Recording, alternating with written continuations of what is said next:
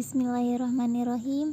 Assalamualaikum warahmatullahi wabarakatuh. Sampurasun alhamdulillah wilujeng patepang deui sareng ibu dina pembelajaran basa Sunda. Ayeuna urang ngabahas materi sisindiran nya. Sisindiran teh salah sahiji karya sastra wangun ugeran atawa basa Indonesia nyaeta puisi. Buhun anu kauger ku wangun jeung Purwakanti. Unggal pada sisindiran diwangun ku bagian cangkang jeung eusi. Nah, umumna sisindiran teh diwangun ku opat padalisan, 2 padalisan cangkang sareng 2 padalisan eusi. Jumlah engang dina unggal padalisan reana sarua nyaeta aya 8 engang.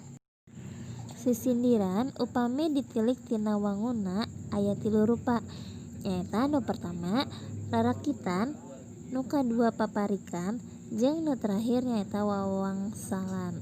Nah, sedangkeun lamun ditilik tina eusina sisindiran teh aya nu mangrupa sisindiran piwuruk, silih asih, serta sisindiran sesebret atawa heureuy nya.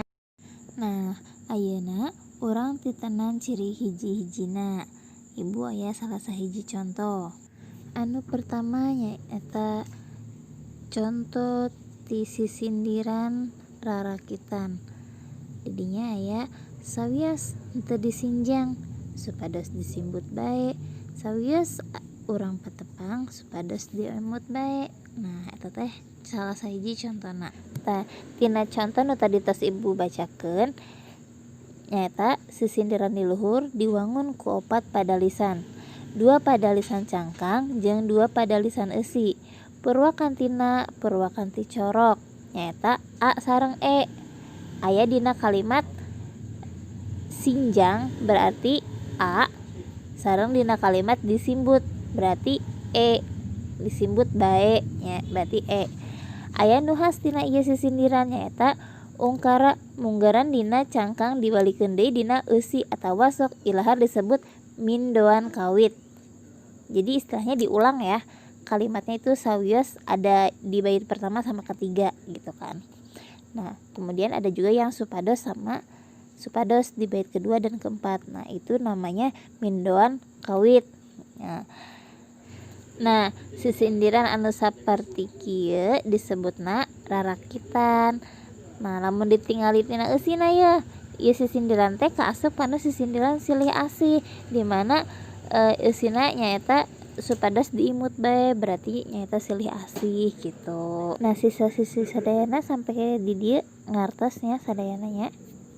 Nah, urang lanjut ke contoh nu kadua nyaeta sisindiran paparikan nya. Ngangeun iwung sapariuk sambara bawang sasihung, ulah mungpang ka piwuruk, jagana tangtu kaduhung. Tah, tina contoh nu ieu Purwakantina margaluyu u sadaya nya. Nah, serta ungkaranna ge teh aya nu sami, teh aya nu sarua siga nu contoh nu di awal tadi. Nah, sedangkeun cangkang jeung eusina ukur padeukeut sorana. Siga misalna nu kalimat sapariuk sareng kapiwuruk eta ukur padeukeut ungkul sorana gitu. Tah, sisindiran anu kieu teh disebutna sisindiran paparikan. Sedangkeun isi tina contoh sisindiran ieu teh mangrupa sisindiran piwuruk gitu. Nah, nu terakhir ieu contoh tina sisindiran paparikan anu eusina sesebret nya atawa heureuy. Contona Citayam ka Sukamaju mawa kabel ka Ciater, abong zaman beuki maju nu nyambel make komputer gitu. Tah, eta teh contoh-contoh tina sisindiran nya, sisindiran paparikan anu eusina silih asih, nu kadua piwuruk jeung nu terakhir eta sesebret atau heureuy nya. Tah, sampai di dieu wae pembahasan ngeunaan sisindiran.